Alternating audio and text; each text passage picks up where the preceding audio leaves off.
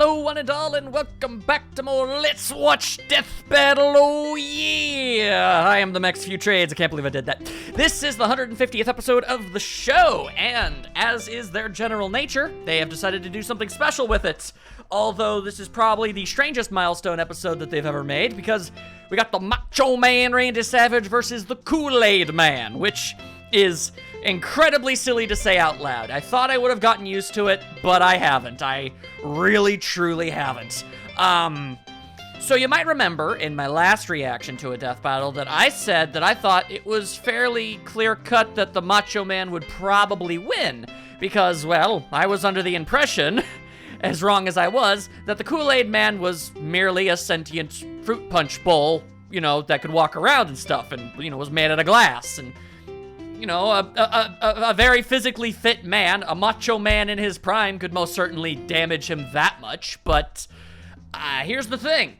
Much like Smokey the Bear way back when, there are some interesting things you can find from his commercials that make him significantly more than you would have anticipated. To start with, though, Randy Savage, his wrestling career isn't as important as I feel like his various other things he's done, because I'm under the impression that they're kind of doing the Chuck Norris-esque thing, so anything he was in technically counts towards anything that the man himself could do. So, like, that time he fought Spider-Man, technically, or anything of that general nature. But, so that's gonna help.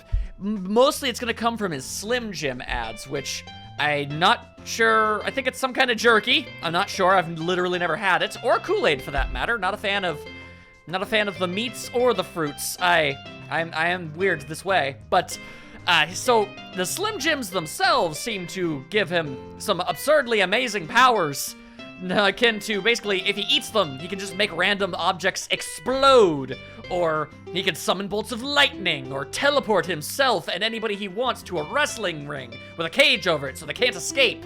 So he's got some pretty interesting things there. But when you compare them to the things that I've seen the Kool-Aid Man do, like, okay, so he's sort of, for lack of a better term, a waterbender, but with Kool-Aid. So as long as it is Kool-Aid, he can kind of control it and do whatever he wants with it, basically. So, and he could also just make more. He has the ability to turn anything into Kool-Aid. So basically, he can turn anything he wants into Kool-Aid. He has complete and total control over the Kool-Aid, and he himself is the Kool-Aid. It's like if he were, this is kind of morbid, but he's kind of like if he was a blood construct that could create blood and control blood. He is that, but with fruit punch.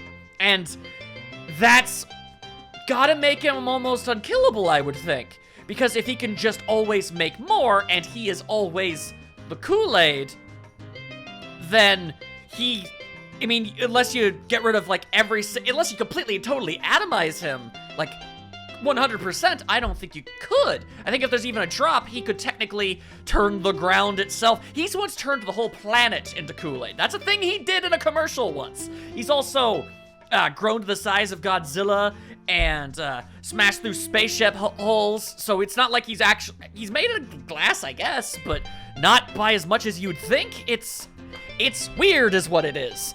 So I'm not 100% sure here, but if I had to wager a guess, if I'm right and the Kool-Aid Man, again, this is actually assuming that there's even going to be a winner. I believe there is. I've heard that there is going to be. Sorry about that.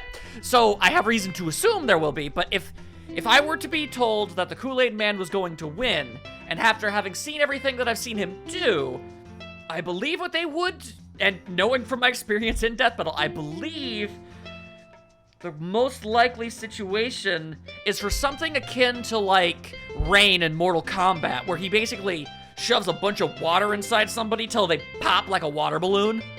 That is incredibly morbid, and I wouldn't want to put the Macho Man through that. But if everything that I have seen in those commercials is to be believed, then that sounds about right. I mean, I guess it seems to be the thing. And he could also teleport people to, like, a beach with the water is cool. It's weird. Commercials are weird. But, I don't want to talk too long because this episode is actually freakishly short. It's only 12 minutes long, and I don't want to have my pre and post stuff be longer than the video itself. So, how about we just watch this and see what happens? Everything I've heard has told me that this is going to be a very odd episode. He's Wiz and I'm Boomstick. And it's our job to analyze their weapons, armor, and skills to find out who would win. Didn't say who they was fighting, though. Whoop. Hey, it's Marshall. Boomstick, bud, you'll never believe this. I found your dad. Oh, okay. That's what the ads seem to imply. Okay, I think your dad's around here somewhere. I got a tip from a guy. He's wearing red. Wait, his dad? Are they at camp? Oh, who cares? Boomstick doesn't need this. Oh, yeah. What you need is the Where did that even come from? Slim Jim. Macho Man Randy Savage. No, Boomstick, no, I sincerely doubt it. No. No, definitely not. What? No. No, Randy Savage never had any children. Hey, who knows? Which is actually kind of surprising. Ring, and that could bring in all the ladies. My mom definitely would have gone for that. Oh, the Macho Man is the cream. Always rising to the top. Of course. Randy Poffo burst into Poffo! in 1973 as Randy Savage, the Macho Man. 2,000 matches? He smashed into the World Wrestling Federation. Damn, dude. A heavyweight championship. Macho Man, more like Macho King. He bench pressed over 300 pounds and ripped himself out of a straitjacket. He's won 70% of all his televised matches. You think they're messing with the footage to make it not get picked up? Because WWE is actually very stingy about that. Bring people back from the dead. Yeah, when my brother was down for the count, I smacked him back in a full fighting condition. That's just the Okay. Intercontinental heavyweight champ like me brings to the ring. That's a pretty good impression. Kick butt outside the ring Yep. too. Spider-Man. Spider-Man and even Chuck Norris. That's right. Oh. He fought the guy whose push-ups pushed the Earth down. Oh, okay. I didn't. He was powerful enough to destroy entire planets as the intergalactic tyrant, Wrestler. That seems a bit out of character. Well, that's a little silly to include. But, okay. Oh yeah. Did someone say thirsty? Oh no. Oh Where are the walls coming from? Please listen closely. This sucralose abomination with no respect Are for we already done with the Macho Man? What? The 5-cent mascot. Damn right. He's a friggin' superhero. Well, I guess the episode is short. It was just a simple picture with a smiley face. But then the thirsties attacked, threatening the delicate balance between hydration and drought, intelligence and mobility. Those comics, man. Only the Kool-Aid Man possesses the power. I like how The sheer liquid magnet. Nick made the Thirsties look slightly more intimidating by making them glow. Kool-Aid Man fights to save the world from thirst itself. This is real. Standing 6 feet tall and weighing 11,000 pounds. God damn. Indeed. So get away. Even braving time travel and outer I did not know he was in a vacuum. he was that damn girthy. Golden nectar flavor, right? You remember that? This looked like a bucket of piss. So it's safe to say the Kool-Aid Man is surprisingly I am unfamiliar. super strong and can seemingly break through any wall, be it wood, brick, steel. He cannot be contained. spaceship holes. Yet his true power is far more esoteric. He can teleport himself and others in an instant, enlarge to kaiju proportions, and summon walls out of thin air. But Wiz, let's ask the real question.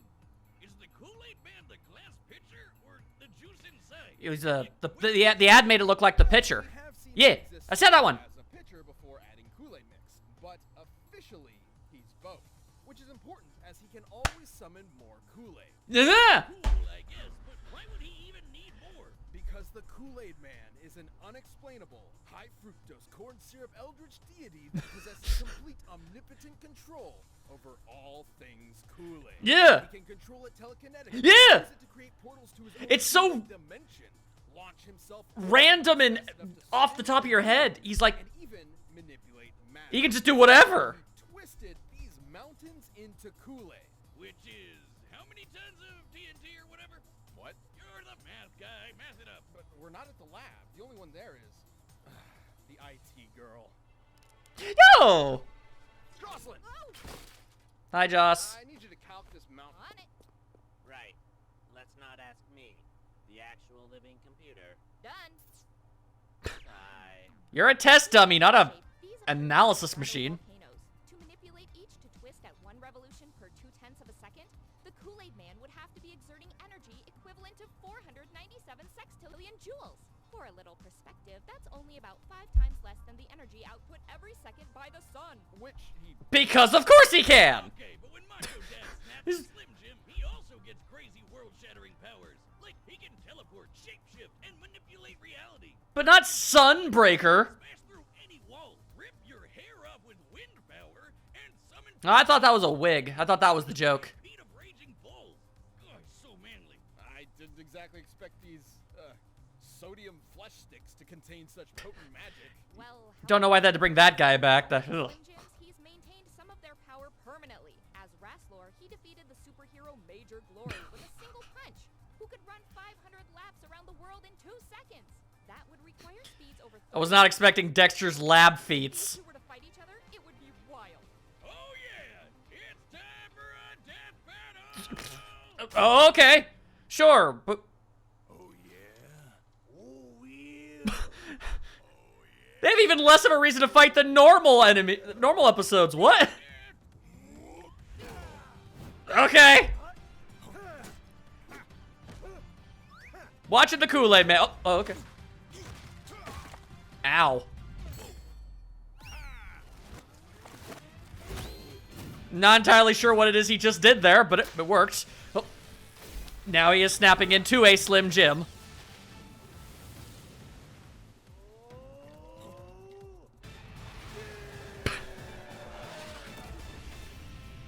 Did you know Kool-Aid Man's liquids can raise plants and heal the dead? I did! Grass gets so tall.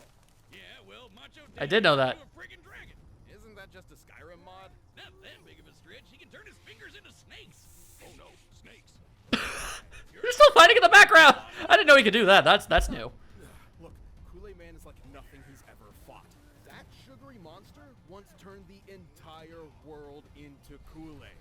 Come on, bud. Your dad's got this. Oh yeah. Ah, forget it. This is definitely the weirdest episode ever. Alright.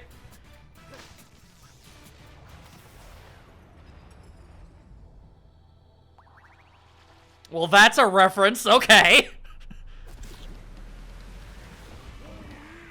Oh, I heard about this. Stop motion.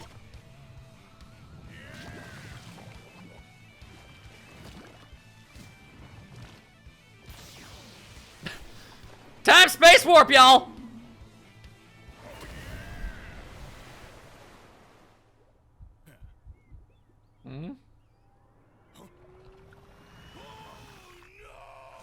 Oh! The cream always rises. Oh, okay, so I guess I was wrong.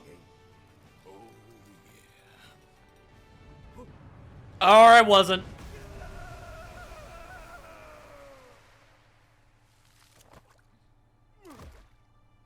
Jesus! I ain't your daddy, kid. Wait a sec. If he's not your dad, but your dad is here and in red, then that can only mean.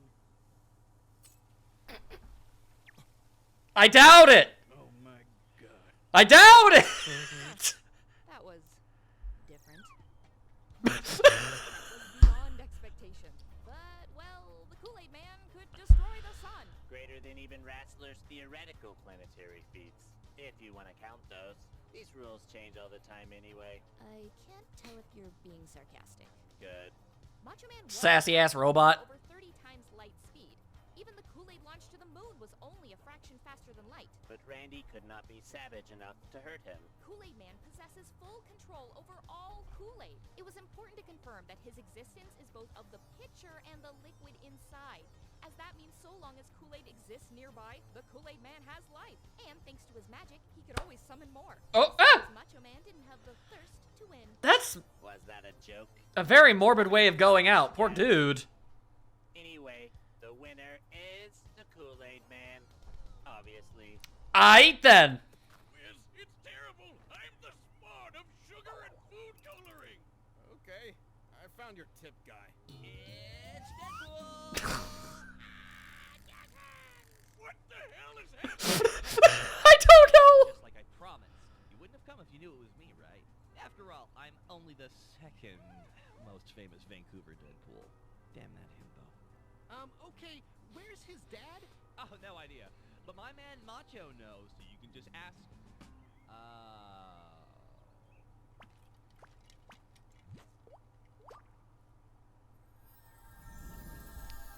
He can bring back the debt. Yeah! All right, sure. Same time next week. Oh, yeah. One last time. Where is my father?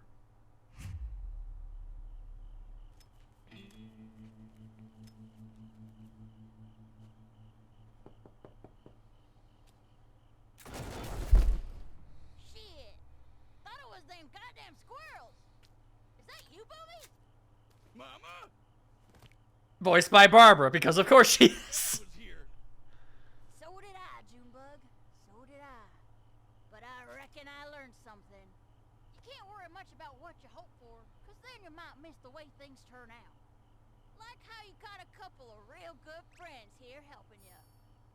I guess you can't always get what you want. But you just might find what you need. That is surprisingly wholesome. Now get off my lawn, boy! Those goddamn squirrels ain't gonna hunt themselves!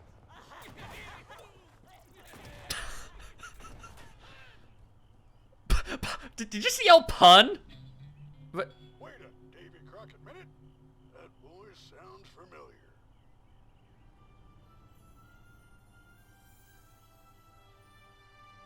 Great Zeus's juices! Did I have a son?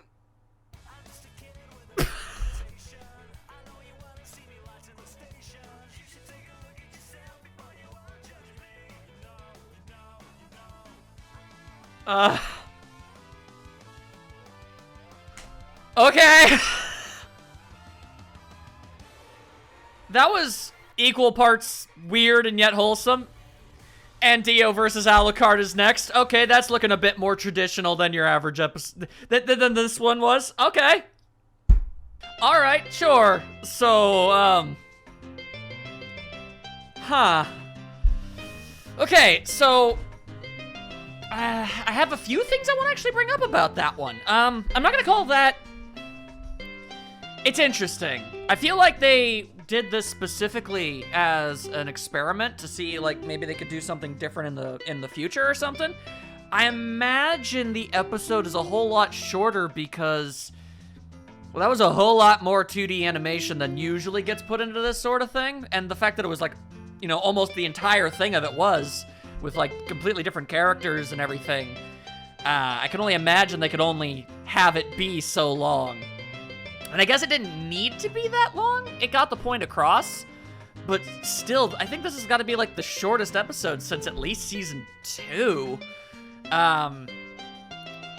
Also, I mean, I find it interesting that the entire episode was kind of framed around the idea of, oh, we're gonna tell you who Boomstick's dad is. And then, like, I mean, we already knew it was Sarge. That was a thing that had been established, like, in 3 other episodes at this point. So it wasn't exactly much of a mystery. But I mean, you're also not supposed to take it that seriously. It's a very silly show, obviously. Gratuitous Deadpool cameo? I'm not 100% sure if that was necessary, but still neat that he's still around and harassing people the way he do. It was nice seeing Jocelyn in an actual episode. She's a cool gal. I'd like to see them bring her in at least slightly more often instead of just being yelled at from off screen, especially since, you know, Desk of Death Battle got canned. This is an interesting episode. I'm not entirely sure where I would put it. It was fun. That's a good way of saying it. But those were very short analysis and a very short fight.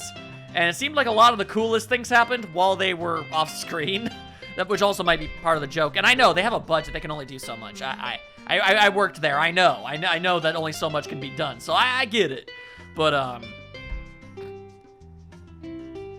The Kool-Aid Man won a death battle. That is a thing that's happened, and we're all just going to have to live with that now. Anyway, that was weird and silly and honestly kind of nice in its own unique way. That being said, next time we got Dio and Alucards. I don't know a terribly large amount about either of them. I want to say Alucards, but I'm gonna actually have to look into it myself. So, I'll see you then, and we'll find out together. Hope you had fun. See you then.